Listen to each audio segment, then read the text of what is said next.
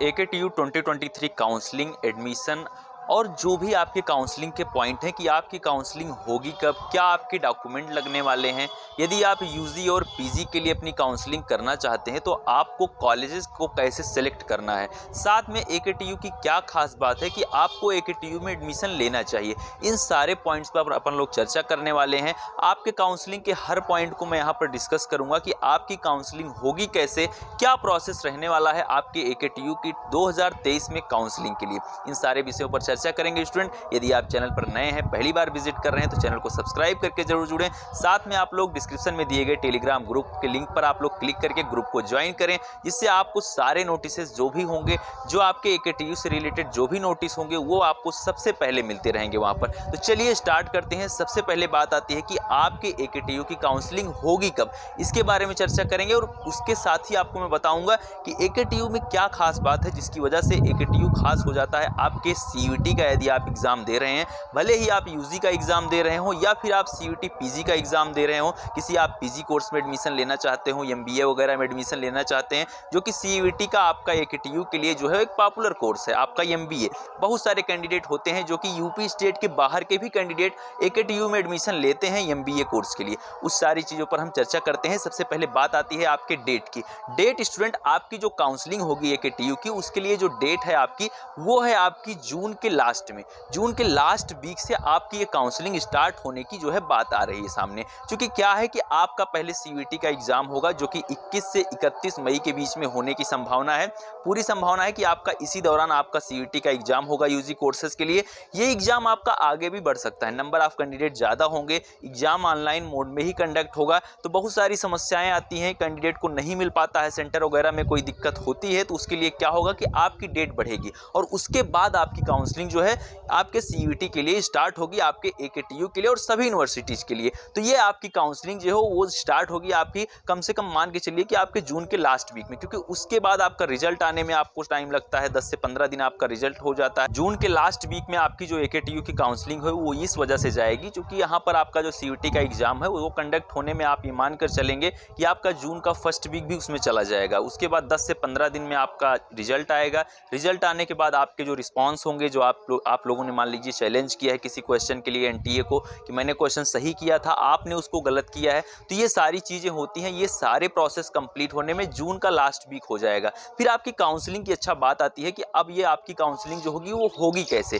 Student आपको सभी universities के लिए, मैं पर्टिकुलरली इसमें बात करूंगा आपके AKTU के लिए, तो AKTU के लिए आपको AKTU की जो कि ऑफिशियल साइट है aktu.ac.in, ये है AKTU की ऑफिशियल साइट। वहाँ पर आपको इन्फॉर्मेशन मिलेगी आपकी काउंसलिंग के लिए। वैसे काउंसलिंग वहाँ पर होगी नहीं, काउंसलिंग आपकी होगी uptac.admissions.nic.in, जो कि ऑफिशियल साइट है आपकी काउंसलिंग के लिए AKTU के टेक्निकल कोर्सेज के लिए। तो काउंसलिंग आपकी उस साइट पर होगी। खैर इस चैनल पर आपको डिस्कस किया जाएगा कि आपकी काउंसलिंग किस साइट पर होगी, हर राउंड डिस्कस किया जाएगा। हर राउंड के बाद जो बची हुई सीटें होंगी वो आपको बताई जाएंगी कि कैसे आपको सीट को सेलेक्ट करना है, कैसे आप टॉप कॉलेज में पहुंच सकते हैं, कम नंबर में भी आप लोग कैसे थोड़ा सा इंतजार करके आप बेहतर कॉलेज में पहुंच सकते हैं। ये सारी चीज़ें आपको फ्यूचर में डिस्कस होंगी। उसके लिए आपको बिल्कुल निश्चिंत रहना है। आपको फोकस करना है सिर्फ CUT के जो आपका एग्जाम है उसके लिए, और साथ में जो मैं अभी आपको बता रहा हूँ स्टेप, इनको आपको ध्यान में रखना है। आपको क्या करना होगा, वहां पर आपको uptac.admissions.nic.in,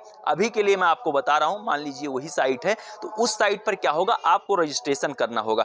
1000 रुपए की आपको पेमेंट करनी होगी, आपका रजिस्ट्रेशन होगा। आपको वहां पर अपनी पर्सनल डिटेल डालना होगा, अपनी CUT की जो डिटेल्स होंगी उनको डालना होगा कि आपका जो रोल नंबर है CUT का, CUT में आपने स्कोर कितना किया है। साथ में आप वहां पर डालेंगे अपनी एजुकेशनल डिटेल, जो भी आपकी प्रीवियस ईयर की एजुकेशनल डिटेल है, जैसे कि आपने 10th किया है, 12th किया है, उन सभी के आप रिजल्ट के जो है आप अपना स्कोर कार्ड डालेंगे। उसके बाद आपको सेलेक्ट करना होगा अपने कॉलेजेस को। यहाँ मैं एक चीज़ क्लियर करना चाहता हूँ कि AKTU में बहुत ही कम कोर्सेज हैं जो कि मेन कैंपस में अवेलेबल हैं। मेन कैंपस में बहुत ही कम कोर्सेज हैं जो कि पिछली बार बार बी फार्मा ऐड हुआ, इसके पहले बी फार्मा भी नहीं था। अब की बार भी कुछ एक दो नए कोर्स ऐड हो सकते हैं AKTU में, लेकिन आपको फोकस करना है जो उसके एफिलिएटेड टॉप कॉलेज हैं वो आपको ध्यान में रखना होगा। उसकी लिस्ट मैं इसी चैनल पर आपको प्रोवाइड करवाऊंगा। जैसे ही काउंसलिंग के कुछ दिन पहले ही मैं आपको दे दूंगा, जैसे ही आपका CUT का रिजल्ट आने के लिए तैयार होगा या उसके पहले भी मुझे जैसे ही लिस्ट मैं प्रिपेयर कर लूंगा, आपको वो लिस्ट दे दूंगा कि कौन से टॉप कॉलेज हैं जहां पर आपकी प्लेसमेंट अच्छे से हो जाती है, ऐसे कौन से कॉलेज हैं जो कि कम फीस में आपको अच्छी खासी एजुकेशन प्रोवाइड कर सकते हैं, साथ में वो कौन से कॉलेज हैं जिनका इंफ्रास्ट्रक्चर भी अच्छा है जो कि कम फी में आपको वो सारी चीजें प्रोवाइड करवा सकते हैं जो आपके लिए जरूरी है स्टूडेंट। तो इन सारी चीजों पर आपको फ्यूचर में बताया जाएगा सारी चीजों के लिए। तो क्या करना होगा, आप वहां पर कॉलेज को सेलेक्ट करेंगे, कॉलेज की आप प्रेफरेंस जरूर वहां पर सेट करेंगे कि कौन से कॉलेज मुझे चाहिए जो कि बेस्ट हैं, जिन्हें मुझे ऊपर रखना होगा।